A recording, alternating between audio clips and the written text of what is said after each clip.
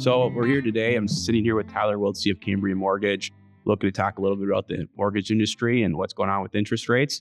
And thought we'd start out, get a little idea what's going on. So Tyler, if you want to tell us a little bit about kind of how you started in the industry, we'd appreciate it.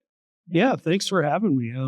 I started in the industry. My grandfather was a banker up in Brainerd. He told me that if you wanted to get into financial advising, you need to learn liabilities before you learn assets. So that's what kind of really spurred it on for me. My mother was a financial advisor as well. And I went to school down in Mankato State University here in Minnesota, and got my finance degree. And soon thereafter, I went into lending. I thought it was a very interesting time. I looked at it from a standpoint of being able to help people, but also learn how to manage debt. Once you learn how to manage debt, you can learn how to manage finances. And I've been doing it 19 years now, so I never really left. But working with folks like yourself and with your clients, trying to provide value adds. I mean, I think it's a very fun, interesting industry to learn. And it's an industry that's, changing and growing every day. There's different products that are coming up, different ways to access funds, access equity. We're seeing a lot of people with incredible interest rates, from a couple years ago. And, now they're looking at tapping into that equity on purchasing, second homes or purchasing homes for their children when they're going to college. So it's very exciting for me. And you working now at Cambria Mortgage for, was it 9 or 10 years now? Yeah, I've been with Cambria for 13 years, actually. We missed out on the COVID years there, right? 13 years, yeah, Minnesota-based company. Incredible people to work with. They primarily, we deal with residential lending, but we also deal with commercial lending, home equity loans, and we broker out various other products. But no, it's an incredible company to work for. It's not too big where you just feel like a number, and it's not too small that you don't have access to the things that you need. So as far as being able to serve clients with all their needs on a lending side, Cambria has the best access. Plus, being Minnesota-based was big for me.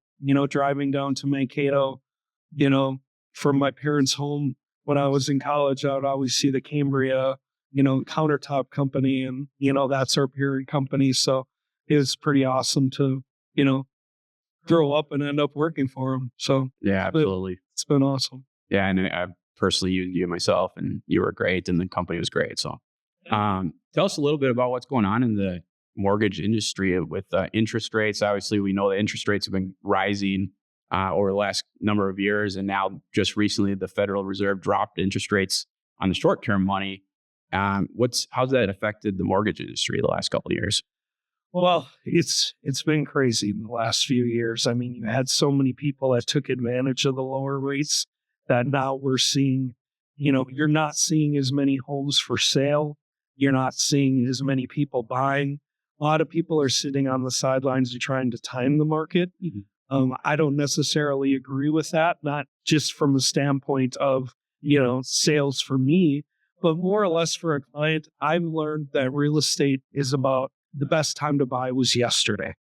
If you get in a house now at a higher rate, you can have the opportunity of taking advantage of those lower rates down the road. Sure. Where folks that wait, as the lower interest rates are, the higher the price of the home is. So if you get into it now, you can see those benefits and then ultimately lower your payment, hopefully down the road. When is the right time for individuals to begin the process of reaching out to the mortgage consultant? I think that it really makes a lot of sense to bring in somebody like myself for your clients to say, hey, let's sit down and have these conversations so you can get an idea, because it's not a quick process. Moving out of a home that you've lived in forever is not easy. I mean, you got trinkets everywhere. You got a full attic. You got stuff where you didn't even know it was there. So it really makes sense. The sooner the better, I would say. Okay. I really don't look at it as there's an opportune time. Timing the market's very difficult to do. But, any time that you're thinking of selling, it's always nice to, sell in the spring up until about August. Once you have kids moving, once you have kids going back to school, that fall market can be a little bit more challenging. And then if you don't sell, you might not sell until the following spring. So I would say timing wise for clients, if they could sell, late spring throughout the summer would be the ideal time to sell. But to have those conversations, I think sooner. Yeah. No doubt. How about those same clients that are going to maybe go from where they had a cabin and they're deciding to sell their house, or maybe they're just selling their house and moving somewhere else. With the market a couple of years ago, it was very difficult if you didn't have cash on hand to buy those houses. What's the best kind of structuring for clients that are going to sell their current house, buy a new one, and make sure they can do it properly? What's your recommendation? Well, I've had clients that have seen success in two factors. One of them is a rent back, where they sell their home, but they sell it to a new person, but they rent it back from that person for a few months. That's common in California. Yeah. So what that allows them the opportunity to do is to get their cash. So they become a very good player in, the buying, where they already have cash to go and spend. And it also gives them a little bit of time in the reassurance that their house can sell. Sure. I've seen clients that have taken equity out of their home and done a bridge loan, where that bridge loan allows them to buy and then to sell. Sure. So that gives them an opportunity of getting into their new home, putting in new paint, putting in new appliances, whatever they want, and then selling their home.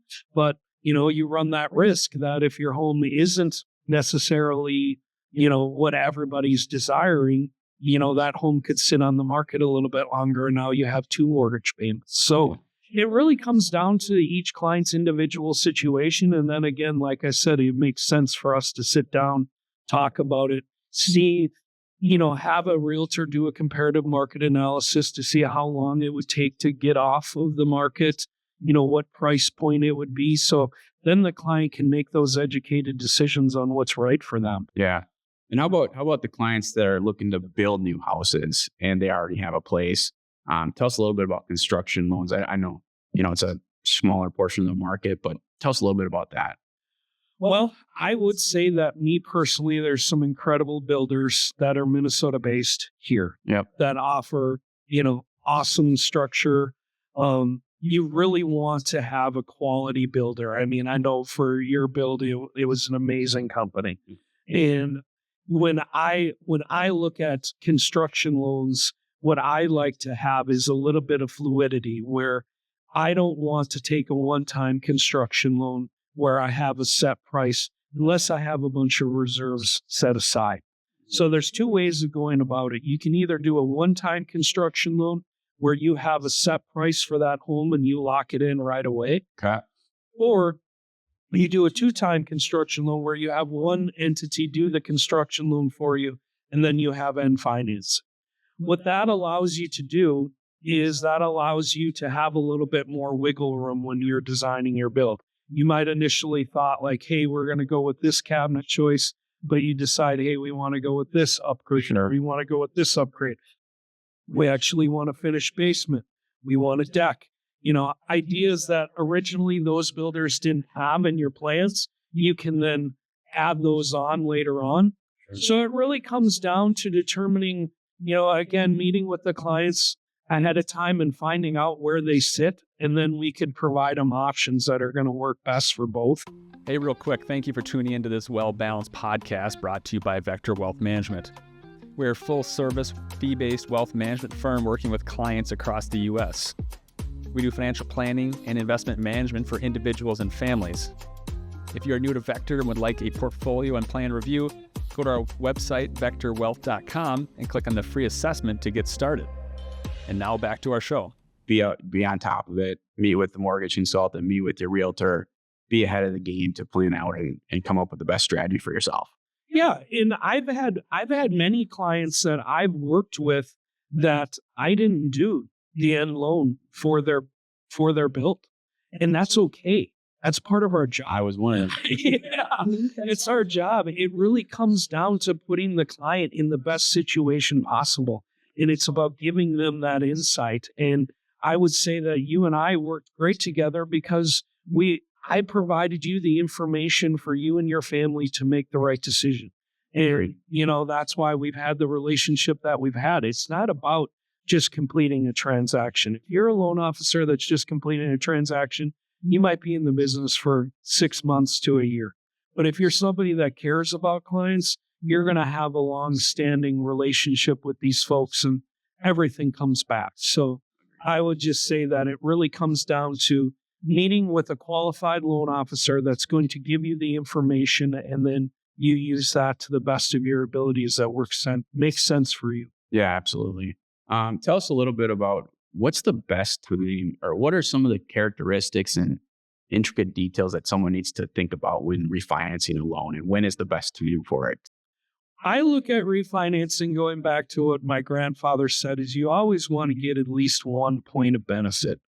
And by 1 point, that's 1 interest rate point deducted from your current loan. Okay. So I've had a lot of clients here in the last 2 to 3 years that are sitting at, 6.5%, 7%, some of them upwards of 8%. They acquired a home when interest rates were the highest, but their costs were reduced because they weren't buying at the top of the market. Sure. So I would say you'd want at least 1 point of reduction, but then it really comes down to, again, meeting with your financial advisor, meeting with your loan officer and saying, hey, we have a game plan of only being here for 5 to 7 years.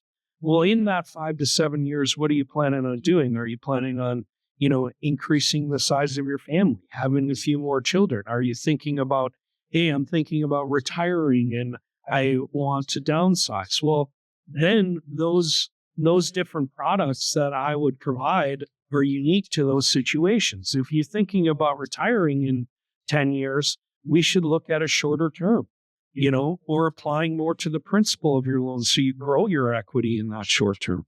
If you're thinking, hey, we might want to have a few more children, well, then I would say, hey, let's try to lower your payments as much as possible because you're going to have, daycare bills, other medical expenses that are going to pop off. So refinancing, it's very tricky too, because unfortunately in our industry, there's a lot of loan officers that are going to chase a rate where they're going to say, hey, you can pay these additional costs to get a lower rate. Like for me, I'm telling my clients to do no closing cost purchases right now. The reason for that being is I think in 16 to 24 months, rates are going to be lower. So why pay closing costs twice? So when you have these conversations with clients and they get to see the weighted average, well, hey, my interest rate could be 5%, but I'm getting a 5.5% loan at no cost. Well, the difference between those two loans is $6,000 in overall costs. The difference in payment is $100. Take the $100 How to make that up. divided by $6,000, that's 5 years, right? So to think about when clients get to see that, they really see, hey, this loan officer is looking out for my best interests and I can get a loan that's going to benefit me more. So, Yeah, and essentially with that, the no closing costs, it's slightly higher in the interest rate as a result. But as you mentioned, if you're going to refinance in the future anyway to a potentially lower rate, that's where you save the money. Correct. So it really, to circle back, I always look for a reduction of interest rate of 1%. Mm-hmm. And then on top of that, is that 1% going to allow me to apply more to principal, or is it going to allow me to structure my finances in a way that benefits me? Because the last thing you want to do is if you paid off a house for 10 years to go back to a 30. Right. Because now you're just, primarily on a 30-year fixed mortgage, the first 7 years is interest only. And a lot of people don't realize that. They say, oh, well, I'm reducing my mortgage. It's great. Well, I have a lot of clients that when they refinance from a 30, we take them to a 20. They still save on a monthly basis, but now more gets applied to principal, more gets to go to them. So that's why they need more people like you and I that can help them understand, hey, what's the best use of your money? Yeah. And now with interest rates a little higher, that's even more advantageous to really strategically look at everything in a long-term holistic approach. Absolutely. And I mean, unfortunately, I was lucky enough to have a financial advisor refer me a client that said, Ty, I want to do a 20-year. I loved hearing that. She goes, my payment's going to be a little bit higher, but I'm not going to the max that I'm getting approved for. So I'm going to put this money towards my future. And she's locked in already on a 20-year. And when she goes to refinance, we've already discussed it. She doesn't want to do anything more than a 15. Sure. She doesn't want a mortgage balance later on in life. And I mean, it's for every person is unique, but when you have those ideas early on, they can provide huge advantages. Absolutely. Yeah. And now, I mean, another thing is with the housing market increasing here lately, jumbo loans are becoming more and more popular, not popular, but required. Yeah. Tell us a little bit about the difference between a jumbo loan and a conventional loan for the whole process. Well, a jumbo loan and a conventional loan, it goes up to, they've increased it now where I believe the lending limit is upwards of $800,000. So anything above $800,000 for a loan is now considered a jumbo loan. Now, there's less investors that are doing those, and they require a little bit more money down. But conventional has gotten up to the point where you can get a loan up to $800,000 and you can do it on a conventional basis. Is this just recently in the last 2 years? Yeah. Okay. They've increased it $100,000 in 2 years because the obvious market demand is you're seeing a lot more people in that, $500,000 to $900,000 bucket that are looking to get, the best loan that they can. And I would say that jumbo loans provide a great opportunity.